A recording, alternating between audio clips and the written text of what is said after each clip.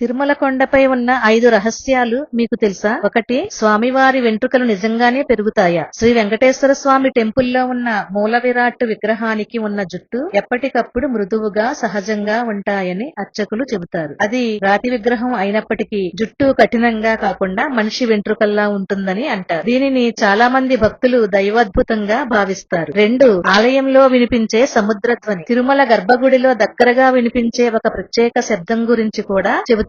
కొంతమంది చెవిని గోడకు దగ్గరగా పెట్టుకుంటే సముద్ర అలల శబ్దంలా వినిపిస్తుందని అంటారు. ఇది స్వామివారు వైకుంఠం నుండి వచ్చారని భావంతో అనుసంధానం చేస్తారు. 3. దీపం ఎప్పటికీ ఆరదు. గర్భగుడిలో వెలిగే కొన్ని నూనె దీపాలు ఎన్నో సంవత్సరాలుగా ఆరిపోకుండా వెలుగుతూనే ఉన్నాయని చెబుతారు. ఈ దీపాలను ప్రత్యేకంగా ఎవరూ వెలిగించకపోయినా అవి నిరంతరం వెలిగిపోవడం భక్తులను ఆశ్చర్యానికి గురిచేస్తుంది. 4. స్వామివారి చెమట. కొన్ని ప్రత్యేక సేవల సమయంలో వెంకటేశ్వర విగ్రహంపై స్వేదంలా నీటి బిందువులు కనిపిస్తాయని అర్చకులు చెబుతారు. దీనిని తుడిచిన తర్వాత మళ్లీ వస్తుందని అంటారు. ఇది కూడా భక్తులకు ఒక అద్భుతం అనుభూతి. అప్పుడప్పుడు వినిపించే గంటలు. రాత్రి ఆలయం మూసిన తర్వాత కూడా కొంతమంది అర్చకులు లేదా సిబ్బంది లోపల గంటలు మోగినట్లుగా శబ్దం విన్నామని చెబుతారు. దేవతలు స్వామివారిని సేవించడానికి వస్తారనే విశ్వాసంతో దీనిని అనుసంధానం చేస్తారు. ఇవి శాస్త్రీయంగా నిరూపించబడినవి కాకపోయినా